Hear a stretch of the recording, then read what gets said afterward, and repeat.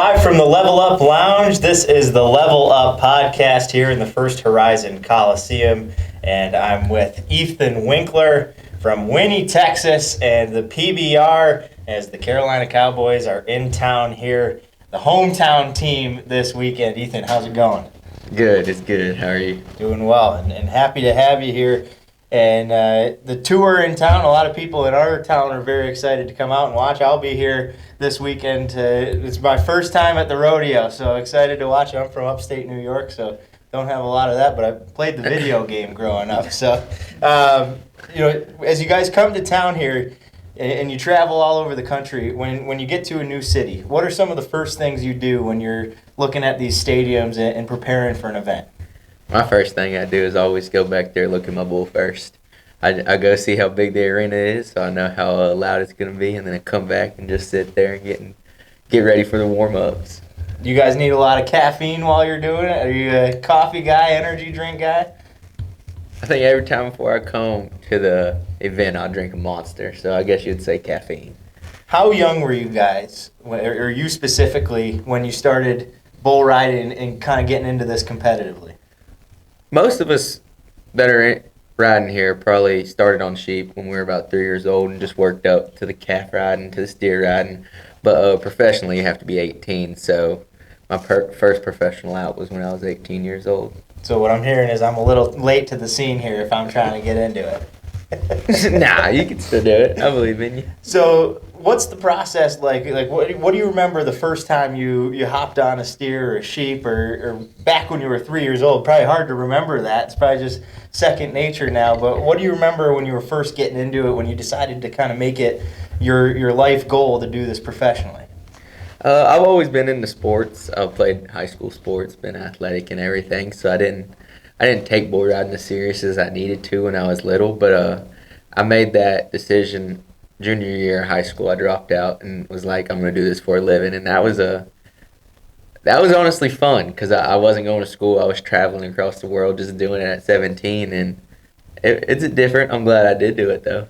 So that moment at 17, like what was the kind of deciding moment or the moment you realized that you could do this at the top level? When I rode top level bull, I guess you would say, and I stepped off and threw my helmet and I was the man of the world. I could do anything. I was 6 foot tall and bulletproof, I'd say. So for people like me who come from areas where bull riding's not as common, talk about the different types of bulls, what it takes for a top level bull, and kind of how you work your way through the ranks to get here to the PBR.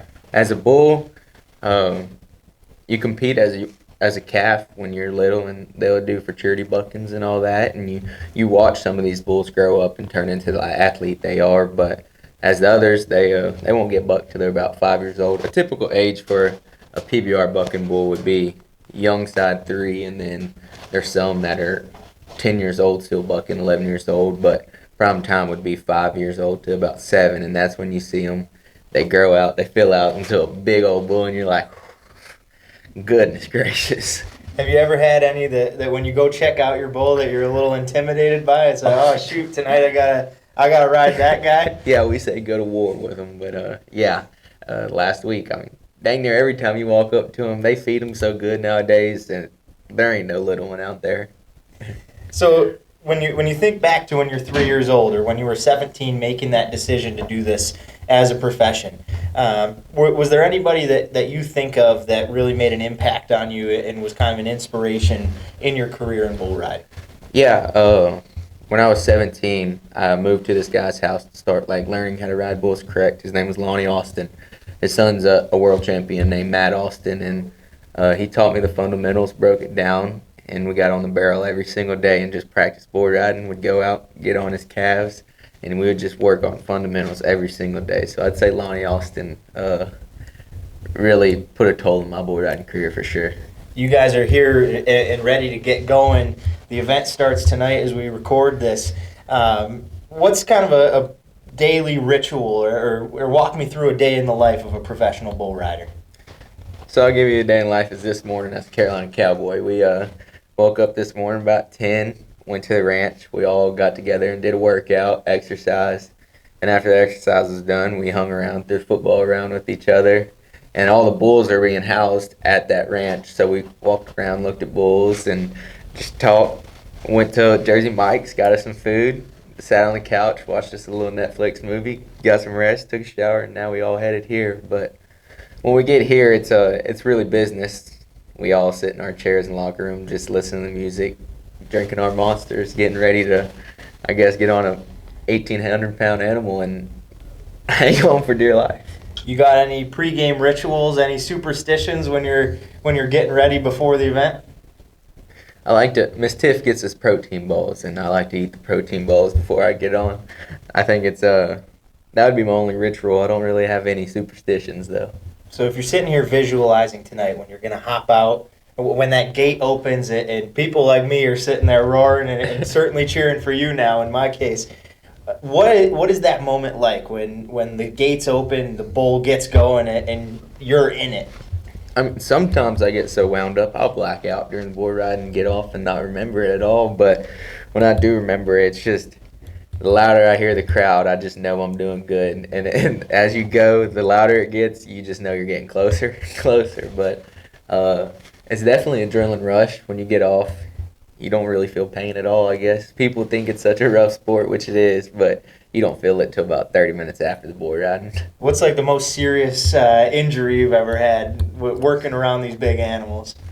Tearing my ACL was the one that put me out for the longest, I'd say, but I have plenty of broken bones, everything. I mean, broke the elbow, get knocked out a lot.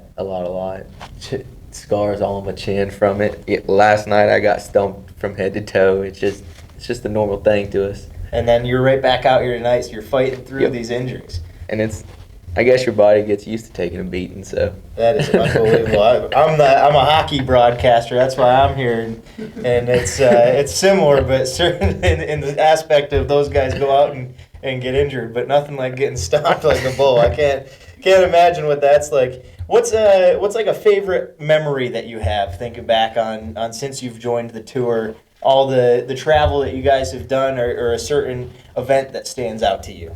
Albuquerque, New Mexico. I went 90 for the first time ever, and it was when I stepped off the bull, I hit my head. I was dazed a little bit trying to run to the fence, but when I caught all my chickens in a straight line, I was just like, it's almost a blackout feeling. Like I don't know what I was doing, but I was just doing I threw my helmet and did my little Conor McGregor walk that they say I do, but I don't even remember doing it. I was just so happy. I'd say that was my. So we've had kind of an inside look at how all this gets set together and the people that work in the Coliseum as this has got set up. But you guys go from venue to venue, all kinds of different places. You were in Albuquerque, New Mexico. Now you're on the East Coast here in Greensboro, North Carolina. What does it take to get these events set up? And is it like every venue's different, or is it pretty much the same playing surface or same bull riding arena every time? It's the same chutes, same pin, same everything like that, same arena crew, not the same bulls. And the Coliseums are always different every time, but it's pretty much the same every time you walk into it. So you can get you a ritual, you can get you a feel, and after you get them first couple bulls knocked down, walking into this place is just like another day. So you guys are a team. Walk me through what the Carolina Cowboys are and what your team aspect is like.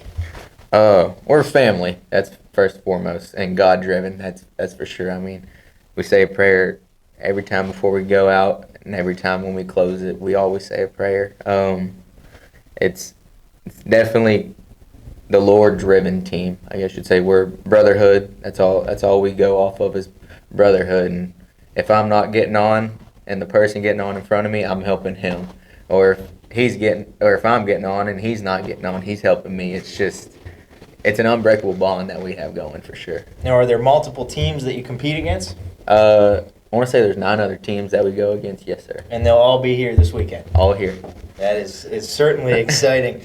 On your team specifically, is there one guy, maybe it's you, that's maybe the funniest member that's cracking jokes, keeping the mood high all the time? I'd say it's our Brazilian, Adriano Salgado. He can't even speak English, but his English joke's pretty funny, I'd say. He keeps us laughing in the locker room. What's a piece of gear that's kind of a necessity? Maybe that's a piece of a ritual or something like that if you're going out there that you've got to have strapped on you. Your helmet for sure. Your vest. You Gotta keep that noggin intact. You got your chaps. I mean, you have a ritual of how you put each gear on your body as you're suiting up to go out there. But that last thing you strap on is definitely the helmet, and it's the most important for sure. If you're looking at the people that are listening here, what are some of the most rewarding things being part of the PBR for you? It's love of the sport, honestly. The most rewarding thing is standing on your bull. Since you were a little kid, you've dreamed about being at the PBR. You've dreamed about being a world champion at the PBR. But now that you're doing it, you got to keep focusing on staying on your bull. And when you get off the bull, that's and making that 8 and hearing you get a score, that's probably the most memorable thing that it just sticks with you forever. You got kids from 3 years old all the way on up across the country aspiring to be like you. And if you could look at those people and kind of tell them, thinking back to when you were 3 years old, when you were 5, 10, dreaming about this moment, being in a position where you were, what's a message that you would want them to be, even if it's a kid like me who is 10 years old from the middle of New York where there's not a single bull in sight, playing the video game and watching you guys on TV? What's a message for those kids that dream to be like you? Put in more work than the next person beside you, for sure. I mean, them extra 5 push-ups or them extra 10 sit-ups when nobody's looking, that really help you. I mean, just keep going. Times do get hard. You will buck off 20 in a row bull riding, but it's as long as you make that comeback and you can ride 10 more in a row. It's just as long as you keep going, you can never quit. That's for sure. Well, Ethan and the Carolina Cowboys are here at home in North Carolina. They're in action this weekend. Ethan, thanks for joining us. Good luck, and I cannot wait to get out there and watch you guys. Yes, sir. Thank you. I'm ready for it.